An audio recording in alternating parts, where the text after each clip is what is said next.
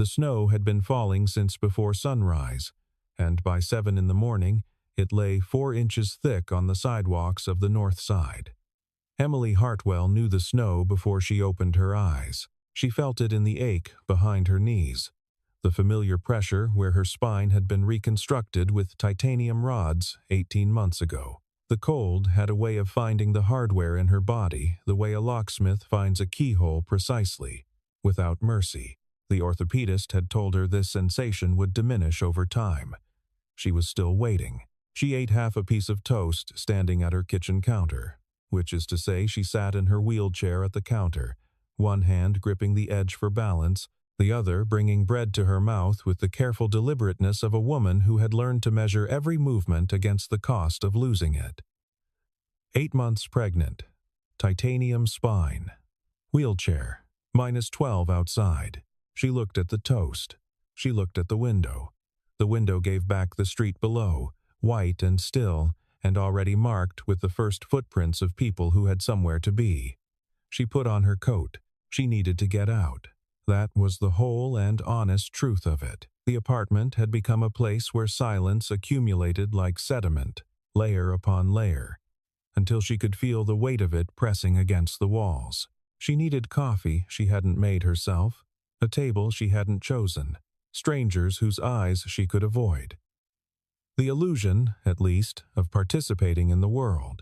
Arden Street Cafe occupied the ground floor of a converted brownstone 3 blocks from her apartment building. Emily had passed it 100 times before the accident and had never gone inside. Now she went because it was the closest, because the ramp she'd confirmed via the city accessibility map was real and not merely theoretical, and because she had made herself a promise at 2 in the morning that she would leave the apartment before noon. The ramp was real. That was something. It was also slick with packed snow that the cafe's management had not yet gotten around to salting, and she navigated it with her jaw set and her hands working the push rims in short, precise strokes, the way her physical therapist Marcus had shown her. Don't fight it, guide it. She made it to the door. The door had a handle, not a push plate. It opened inward. She sat for a moment. Through the glass, she could see the warm amber interior, the steam from coffee machines, a man in a parka reading a newspaper. She could see 3 people seated near the door who could, with minimal effort, have reached over and pushed it open. They did not look up. She got the door open herself. It required bracing one wheel against the threshold and pulling with both hands, while simultaneously preventing the door from swinging back into her. A woman in a yellow scarf stepped around her to exit, not breaking stride, her eyes fixed on a point 3 feet above Emily's head. The door swung shut before Emily was fully through. She caught it with her shoulder. She went inside. The cafe was warm and it smelled of espresso and cinnamon and something baking. Under other circumstances, she would have exhaled with pleasure. She found an open table near the window, maneuvered toward it, and discovered that the chairs had been pushed in on all sides by previous occupants, forming a kind of accidental barricade. She began moving them. A young man at the next table watched her do this with an expression of mild, detached interest, as though he were observing a mildly unusual weather event. She sat. She waited. The server, a young woman with her hair in a high ponytail, passed her table 3 times in the next 6 minutes. The first time she appeared to be looking at something on the far wall. The second time she was writing something on a small notepad. The third time she looked directly at Emily for a half-second before redirecting her attention to the table behind her, where a couple in matching fleece vests were deliberating, between a cortado and a macchiato, with the gravity of treaty negotiators. Emily was not new to this. In the months since the accident, she had catalogued its many varieties.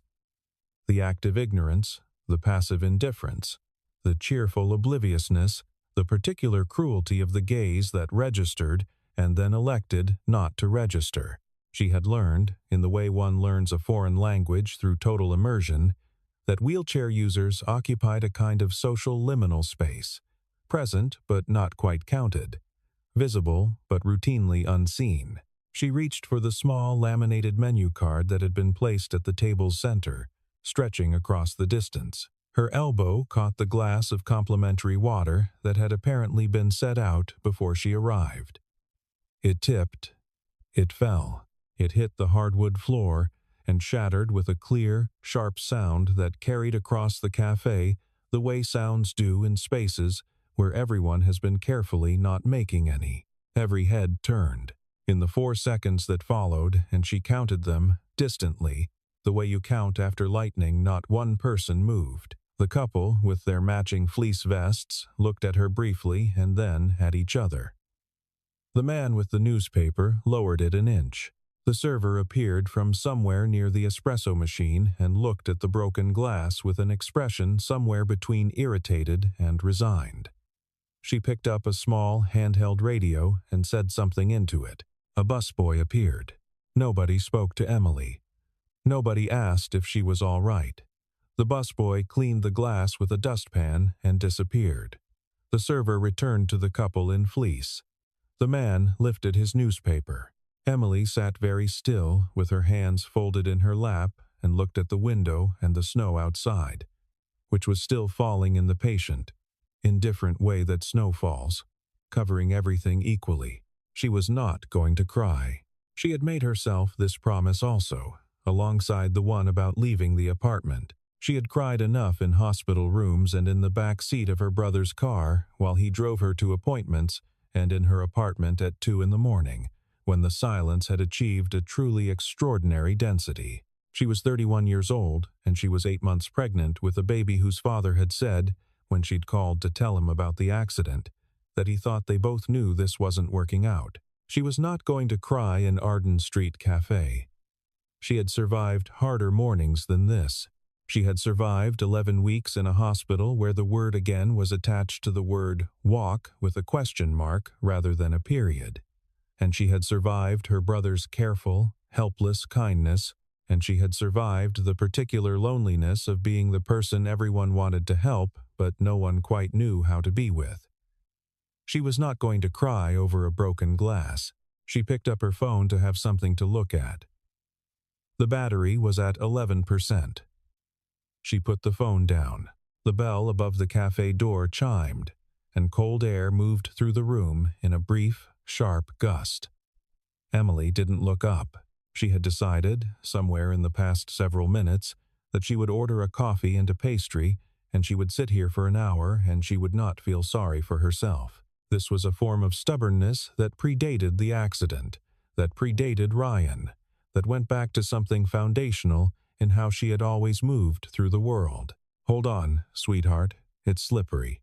The voice was low, patient, the particular patience of a parent managing weather and a small person simultaneously. Emily heard small boots on hardwood. She looked up. The man was perhaps 35, wearing a dark green canvas jacket that had the carefully maintained look of something practical rather than fashionable. He was carrying a child, a girl of about 5, red-cheeked from the cold, wearing a white hat with a pom-pom that had bent sideways. The man set the girl down with care, unzipped her coat, and hung both their coats on the rack near the door with the automatic efficiency of someone who had done this 10,000 times. The girl immediately noticed Emily. Children of that age look at the world with a directness that adults have spent years learning to suppress. The girl looked at Emily's wheelchair, then at Emily's stomach, then at Emily's face, and then she tugged the man's sleeve. "Daddy, that lady needs help." The man turned.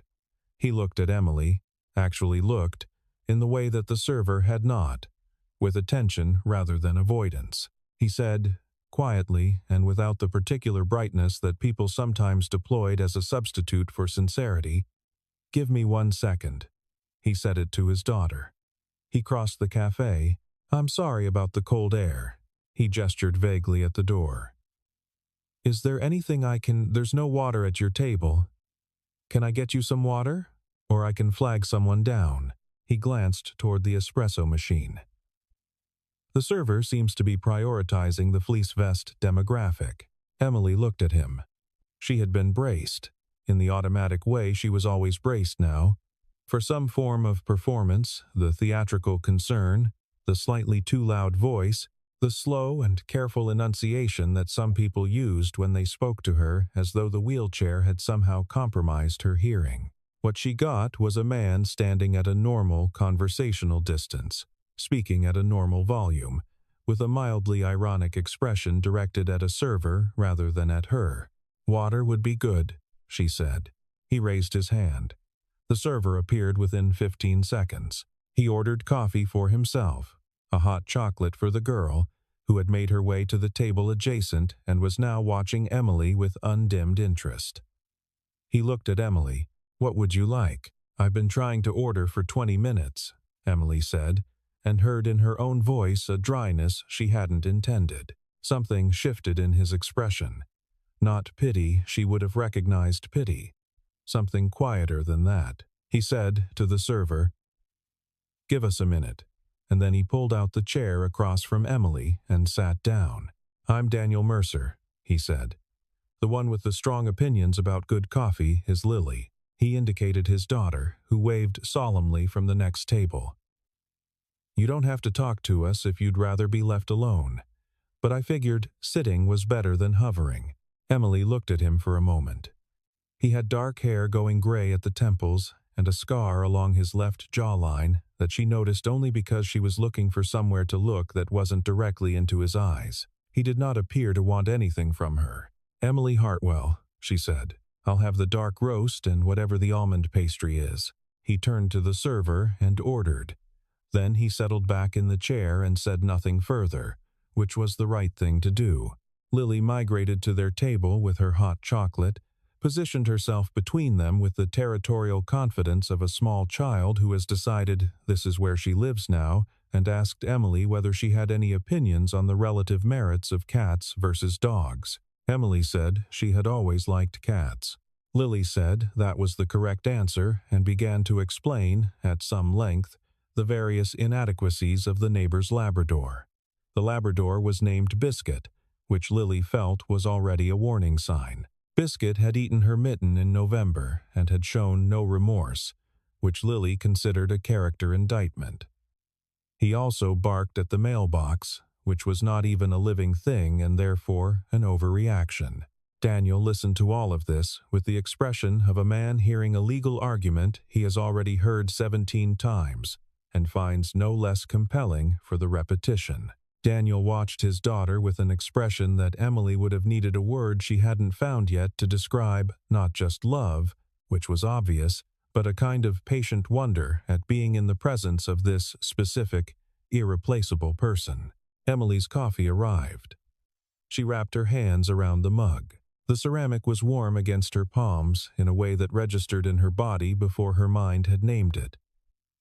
The way certain physical sensations bypass thought entirely. She had spent 11 weeks in a hospital where the warmth of anything was either clinical or absent, and the months since had not fully restored her confidence in the reliability of comfort. She distrusted pleasantness now in the way that people distrust calm weather when they have lived through enough storms to know what the stillness can precede. But Lily was explaining Biscuit's philosophical failings, and Daniel was finishing his coffee, and the snow was still falling, and it was warm. And Emily Hartwell, for the first time in 3 months, felt something that was not the absence of something else. They stayed for an hour and 40 minutes. Lily fell asleep in her chair toward the end, listing sideways against Daniel's arm like a small boat running out of wind, and Daniel shifted to accommodate her without interrupting the conversation. It was the kind of conversation that moves in 2 directions at once: the surface current, which was Lily's theories about the neighbor's Labrador, and the life experiences of various animals she had met, and the best flavor of hot chocolate original.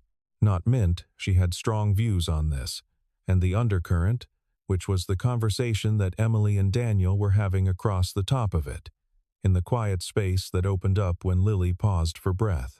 He didn't ask about the wheelchair directly. She found, to her own surprise, that she told him anyway. 18 months ago, she said, I was crossing Dearborn at night. The light was with me. The driver ran a red. She looked at her mug. I was in the hospital for 11 weeks. They told me I wouldn't walk again. I'm still trying to prove them wrong. But, she shrugged, which was its own kind of sentence. Your daughter? He asked. Careful. She was, I found out after. In the hospital. She paused. Her father left when he found out about the accident. He was already looking for the door, I think. The baby gave him a reason to use it. Daniel said nothing for a moment. He was looking at the window. Then he said, I'm sorry. Both of those things. What about you? Emily asked. Not to deflect, she was genuinely asking. He told her. His wife, Claire, had been killed in a car accident 2 years ago. A highway collision, late autumn, a truck with faulty brakes on a rain-slick road. He'd been at work. Lily had been at daycare. Claire had been driving home from a conference in Milwaukee and had never arrived. He'd been about to quit his job at the structural engineering firm and start his own practice. Instead, he'd taken a leave that became a resignation, that became a complete reconfiguration of his life. Because his daughter needed someone who was there, consistently, with presence rather than good intentions. He worked now as a freelance structural consultant, largely remote, occasionally on-site, which gave him the kind of schedule that permitted him to take Lily to school and pick her up and bring her to cafes on snowy Saturday mornings. Do you miss the firm? Emily asked. Every day, he said. And not at all.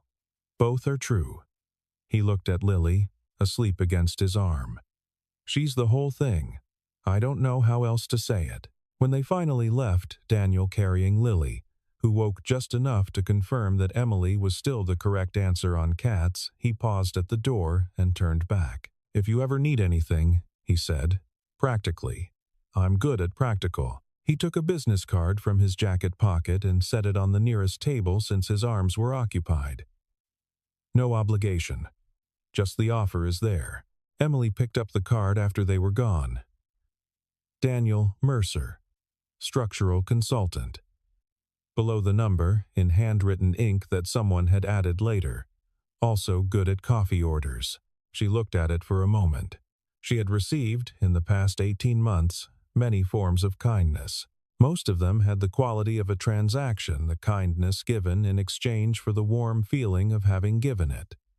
The eye contact held just long enough to confirm that the giver had been witnessed being kind. She had learned not to resent this.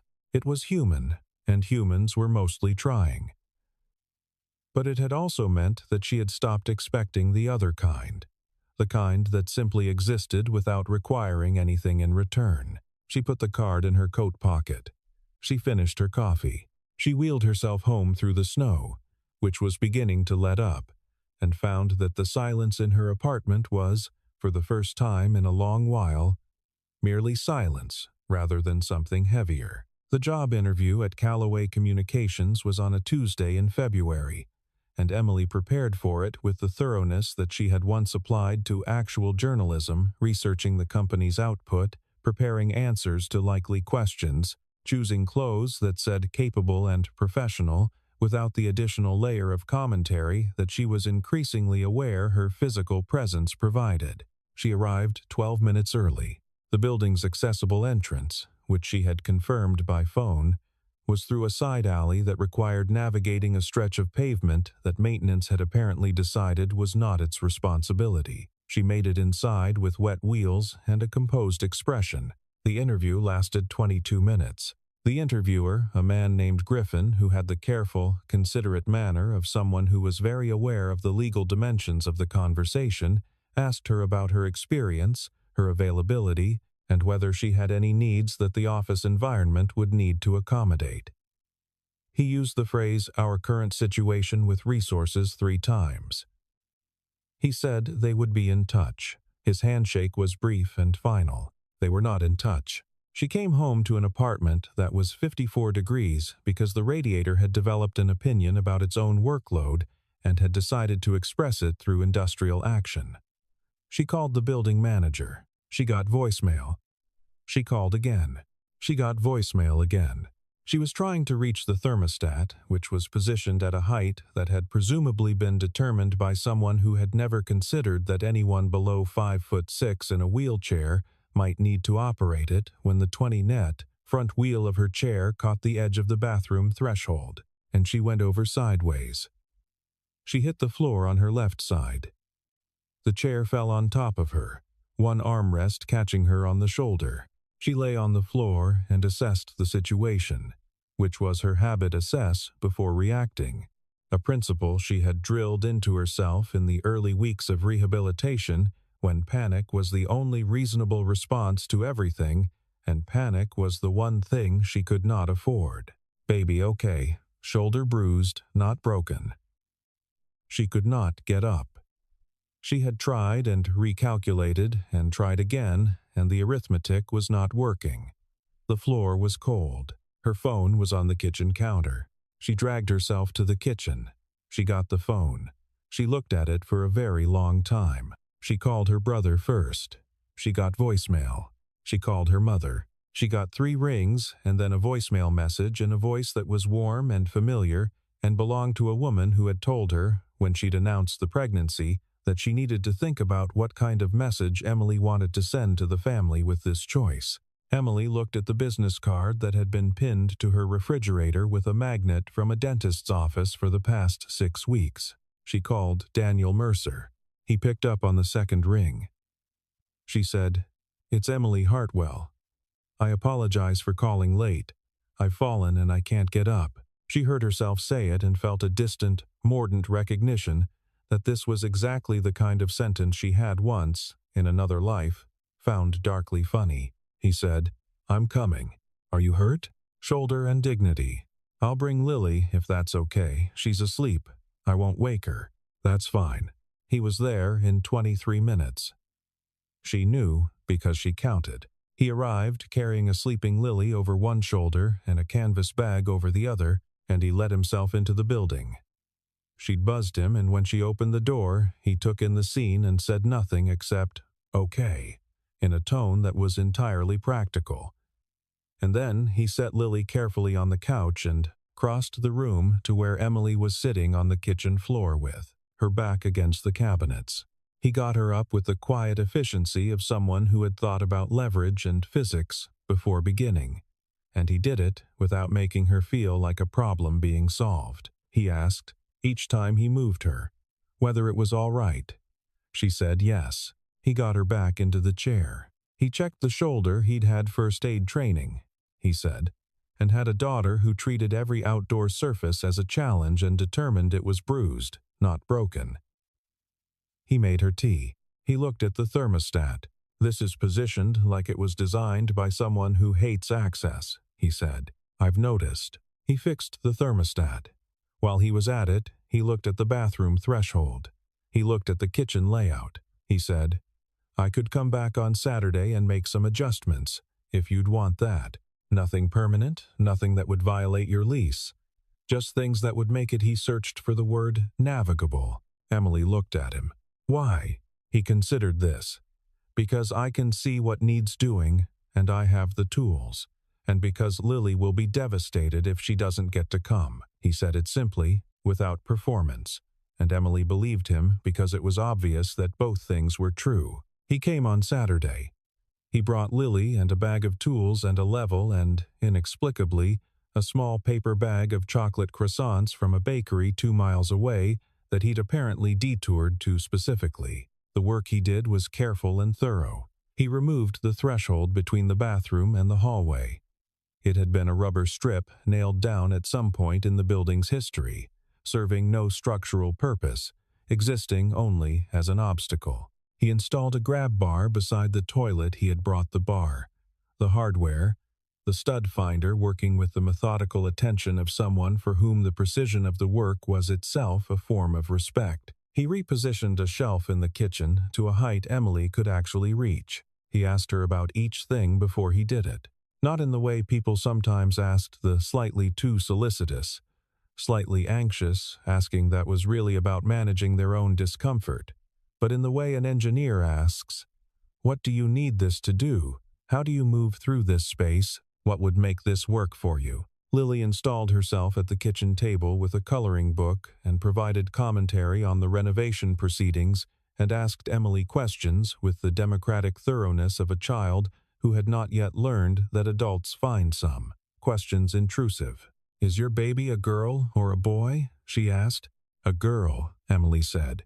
Lily considered this with the gravity of one weighing significant information. "What's her name?" "I haven't decided yet." "Her name should be Clara," Lily said, "because that was my grandmother's name, and it is a very good name." "I'll consider it," Emily said seriously. By the afternoon, the apartment felt different. Not dramatically, nothing had been rebuilt, nothing had been transformed. But the bathroom threshold was gone. The grab bar was there. The shelf was reachable. The space fit the person who lived in it rather than the other way around. Emily moved from the kitchen to the window and back without having to calculate the route, and noticed the absence of the calculation the way you notice the cessation of a low, chronic sound that you had stopped hearing consciously. Daniel ate a croissant at her kitchen table and looked at his work with the particular satisfaction of a person who builds things for a living. Lily fell asleep on the couch with the coloring book open on her chest. They spoke quietly while she slept. "Claire loved this part," he said. Not explaining what he meant, just saying it, testing the weight of the sentence. The making things work. She was an architect. Every space she walked into, she was already redesigning it in her head. She used to do it out loud sometimes, at dinner parties. It drove her colleagues crazy. A corner of his mouth moved. "I thought it was the most interesting thing about anyone I'd ever met," Emily said. "How do you talk about her to Lily?" "Directly," he said. "As much and as often as Lily wants to. We have photographs in every room. I tell her stories. I let Lily miss her." He looked at his daughter sleeping. "I don't want her to lose that, the missing. I know that sounds strange, but the missing is still a connection." Emily thought about this for a long time after they left. She thought about it in the context of Ryan, who had never been worth missing, and in the context of her mother, who was, and the two griefs seemed to require different vocabulary. She got out her notebook. She had been a journalist, and the notebook habit survived everything, and wrote for the first time in 4 months. March arrived with the particular violence of Chicago marches, alternating between days that promised spring and days that corrected that optimism firmly. Emily's daughter was due in 6 weeks. The hospital had a social worker, whose name was Patricia, and Patricia was organized and thorough and had helped Emily think through the logistics of the delivery and the first weeks afterward with a competence Emily was deeply grateful for. Daniel and Lily visited on Sunday afternoons. This had become a fact about the week, a structural element, in the way that certain things become facts before you have consciously decided to make them so. They brought food sometimes Daniel cooked, it turned out, with the same systematic precision he brought to everything else. And sometimes they sat in Emily's repaired apartment and watched Lily invent elaborate, dramatic scenarios involving Emily's houseplants as cast members. Emily noticed that Lily had begun calling her apartment Emily's house rather than the lady's house, which was a reclassification that felt significant in a way she wasn't quite ready to examine directly. She noticed, also, that she had stopped bracing when Daniel arrived. The bracing was something she'd done since the accident, a reflex, a preparation for the particular texture of other people's discomfort with her situation, the performance she'd learned to manage and deflect. With Daniel, it had diminished by degrees. And then one Sunday she realized it wasn't there at all, and the realization arrived with a complicated weight. Relief and something more cautious underneath it. She turned the more cautious part over in her mind in the way you turn over a stone to see what lives beneath it. And what she found was not fear exactly, but the memory of trusting her own judgment about people, which was a thing the past 2 years had not done much to reinforce. She was working on it. She thought that she and Daniel were, in their different ways, both working on the same general problem: how to let the future be larger than the past, without pretending the past was smaller than it was. She was walking now, some days, or rather, She was moving with forearm crutches for short distances, which was not the same as walking but was a thing her body had not been able to do 11 months ago, and she did not take it lightly. The wheelchair remained the more reliable option for any distance. Both were true. Daniel saw her use the crutches for the first time on a Wednesday. When he'd stopped by to check the grab bar, it had shifted slightly. He'd noticed on Sunday, and it was bothering him, and she'd answered the door upright. He said nothing. He came in. He checked the bar, tightened it, tested it. Then he stood up from beside the wall and looked at her and said, "That's good work. Not congratulations, not wonder, just recognition, the way one builder acknowledges another's achievement." It was, Emily thought, exactly the right thing. Lily had opinions about the baby's room. She expressed these with the directness of a consultant who has been retained on the basis of specialized expertise. The walls, she determined, should be pale yellow. The mobile should have birds rather than stars. There should be a soft rug because babies needed softness. Daniel translated these recommendations into materials and an afternoon of work, while Lily supervised with her coloring book on her lap. "You don't have to do all this," Emily said. He paused with a paintbrush in his hand. He thought about it the way he thought about things, actually, fully. He looked briefly at Lily, who was determining whether the yellow was sufficiently yellow. "Both of us." He set the brush down and turned to look at her directly, and there was nothing in it except honesty, the kind that doesn't require decoration. "You're not an obligation, Emily. You're someone we like. Those are completely different things." He picked the brush back up. "The yellow is fine," he said to Lily, who had begun to look uncertain. Lily accepted this verdict. Emily put her notebook down and looked at the room that was becoming, in small increments, the room that a baby would come home to. The pale yellow, the birds on the mobile, which had taken Daniel 40 minutes to assemble correctly, and which Lily had supervised with the focus of an air traffic controller. The soft rug, which had been Emily's purchase, she had found it online at 2 in the morning, ordered it, and felt something that she was only now identifying as pleasure in the choosing. Outside the window, March had decided, at least for this afternoon, to be generous. The knock came on a Thursday evening when Daniel was not there. It was sharp and confident, the knock of someone who was not asking permission. Emily wheeled to the door, looked through the peephole, and felt a cold that had nothing to do with the temperature. Ryan Caldwell was 34 years old, 6 feet tall, and wearing a coat that was significantly more expensive than anything else in the hallway. He had a face that still registered as attractive at first glance, and which took longer to see past than it should have. Emily had known him for 2 years and been with him for 18 months before the accident, and there had always been a quality to his attention, focused, bright, slightly too aware of its own effect, that she had found compelling, and then exhausting, and then dangerous. She did not open the door. "I know you're there, Em," he said. His voice carried the particular casual authority of someone who did not expect to be kept waiting. "I can see you through the peephole," she said. "Open the door. We need to talk about the baby." "Call my lawyer," Emily said. The lawyer was Patricia's referral, a woman named Dr. Sandra Oakes, who worked in family law and had been helping Emily document what documentation could be gathered. "I'm not here to fight. I'm here because I have rights." His voice had shifted slightly, still controlled, but with something underneath it that she recognized. She had learned to recognize it. "Our daughter has rights. To her father. To his name. To what I can provide." A pause. "What exactly are you providing, Emily?" "Think about that." She called Daniel after Ryan left. She told him what had happened, flatly and in order, the way she was learning to tell things. He listened without interrupting. When she finished, he said, "Have you documented this? The visit? I have a camera in the hallway. I didn't set it up, the building did, after a break-in last year. The super can pull the footage." "Good. Make sure Sandra knows about this visit before he has time to shape the narrative."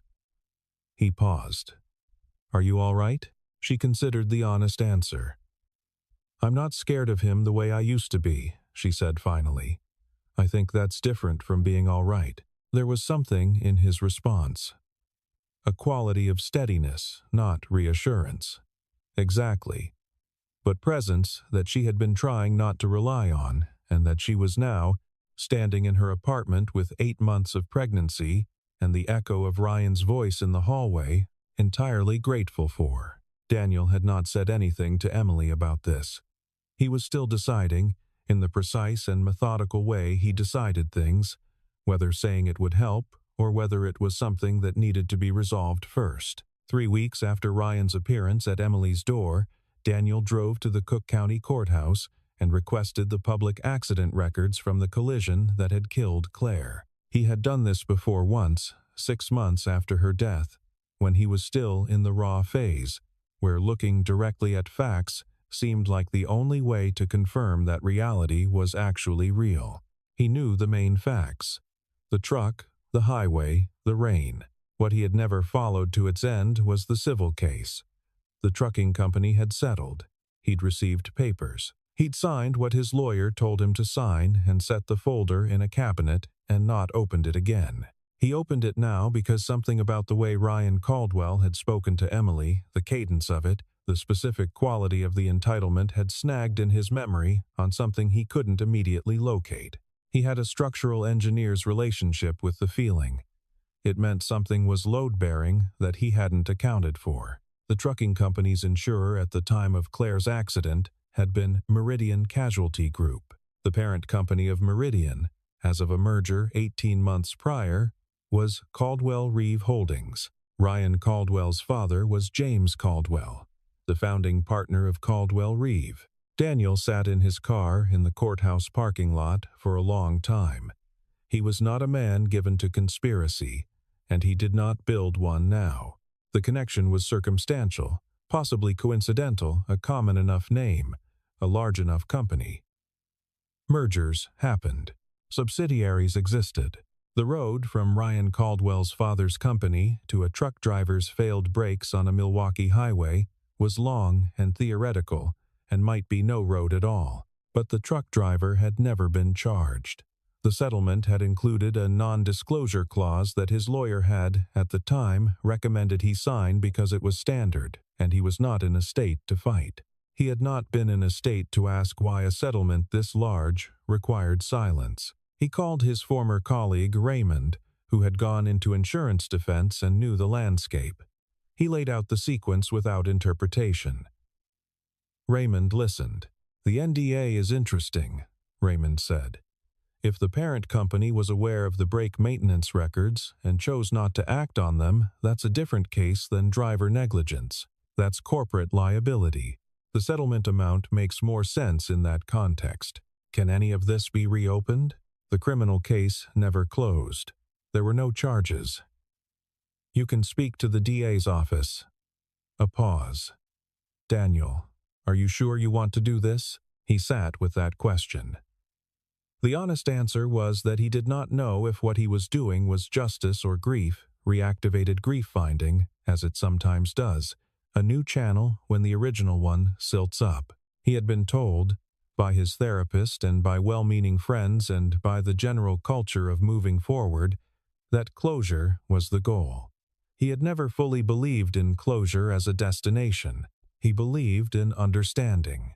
He believed in accountability, which was different from revenge in ways that he had spent considerable thought delineating. He sat in the parking lot and looked at the courthouse and thought about Claire driving home in the rain and Lily at daycare, and the folder he had put in a cabinet because it was easier than reading it. He thought about Emily on the floor of her kitchen counting the ceiling tiles. "I'm sure," he said. The family court hearing took place on a Monday in April, 6 days after Emily's daughter was born. The baby had arrived 3 weeks early, in a rush of middle-of-the-night urgency that had sent Daniel and Lily to the hospital. Daniel, because Emily had called him from the taxi and he had met her there; Lily, because it was 11 at night and he had no one else, and because she had sat in the waiting room for 4 hours with preternatural calm, drawing in her coloring book and periodically asking the nurse whether Emily and the baby were still okay. The answer had been yes. The baby had been okay. Emily had been more than okay. She had been, in Daniel's assessment, extraordinary. The baby's name was Clara. Lily had known this was correct. Ryan Caldwell's legal team was good. The lawyer, a man named Forsyth, who had the smooth, unhurried manner of someone accustomed to winning through attrition, argued that his client had demonstrated consistent intention to participate in the child's life, that Emily's circumstances raised genuine questions about her capacity to provide stable care, and that the court had an obligation to consider the child's long-term interests, rather than the short-term preferences of a mother whose situation was, he chose the word, carefully, uncertain. Sandra Oakes stood up.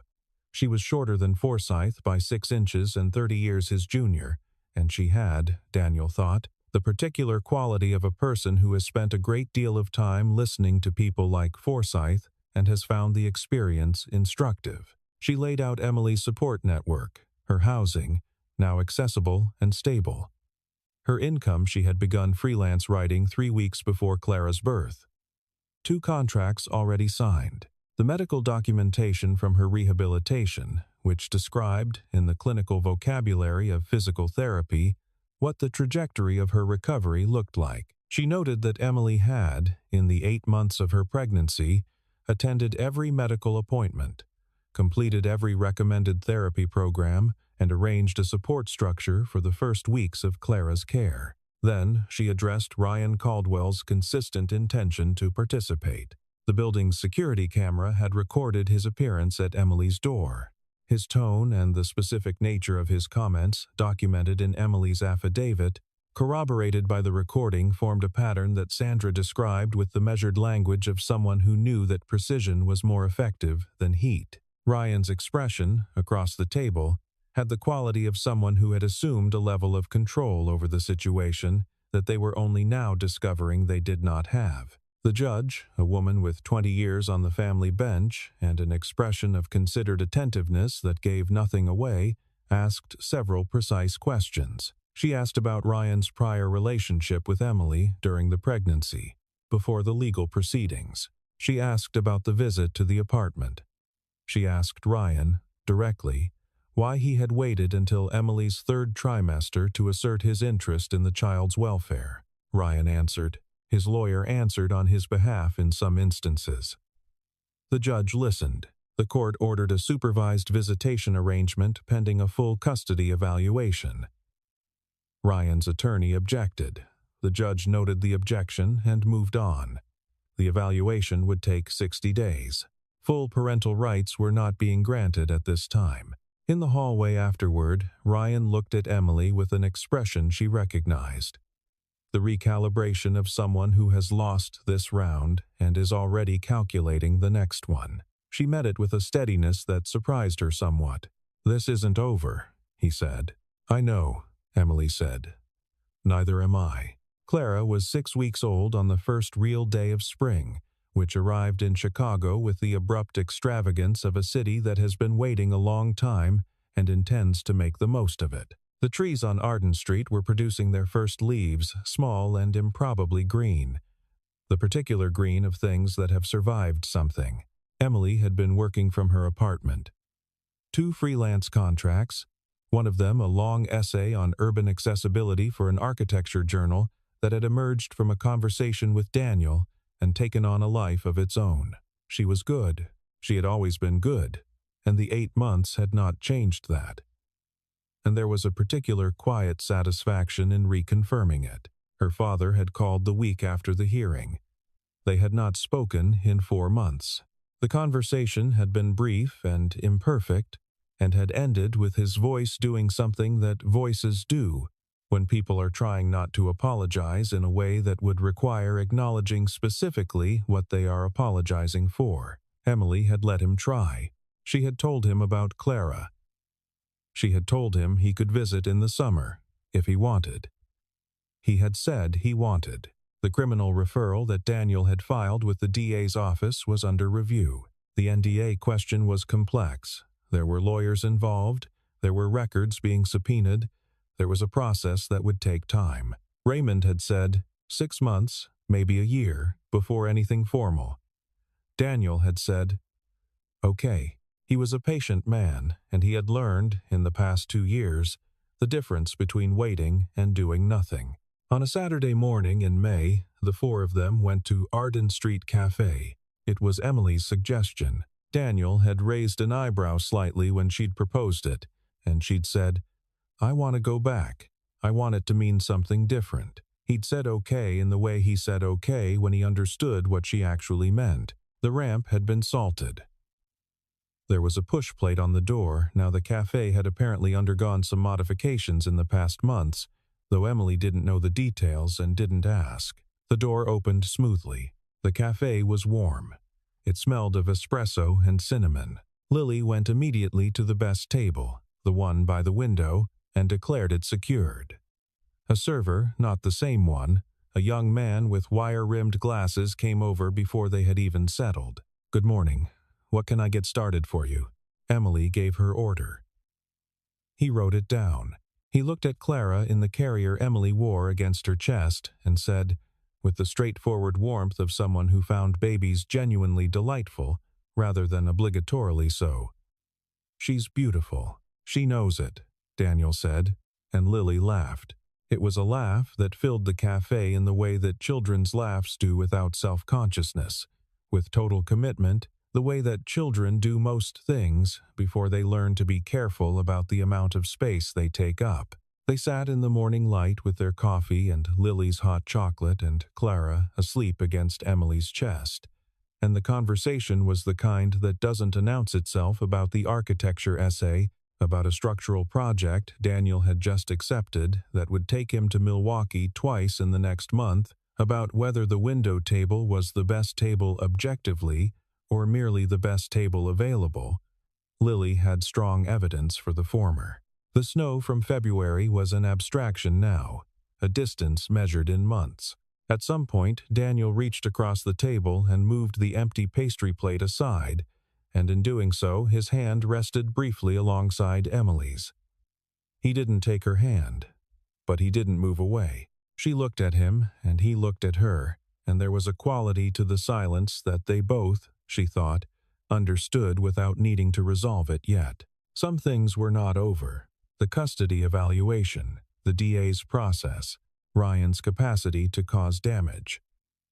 The months of rehabilitation still ahead. The question of walking, genuinely, unassisted, which remained theoretical and toward which she moved with the same steady daily attention she had brought to everything else.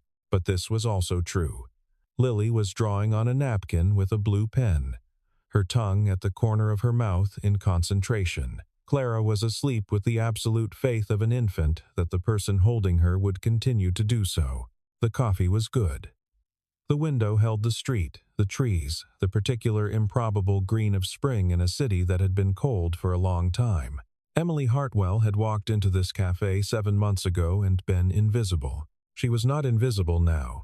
She was, in fact, exactly where she was, at a window table in the warming light, surrounded by people who had chosen to see her fully, without reservation, without the social calculus of convenience, and who had, in the seeing, become the kind of thing that cannot be accounted for by any single word, though the words family and home and beginning all moved in that direction. She drank her coffee. Outside, the street went on in its ordinary way, full of people moving through their lives with their own invisible weights.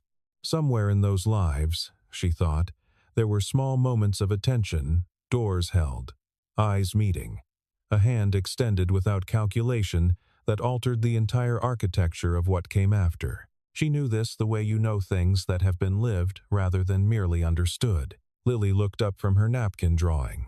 "Emily," she said, with the gravity of a child announcing something important. "Show me," Emily said. Lily showed her. It was an excellent cat. Emily said so. Lily accepted this verdict as her due and returned to the drawing. Daniel caught Emily's eye over the top of his cup and said nothing, and didn't need to. The morning continued. Clara slept.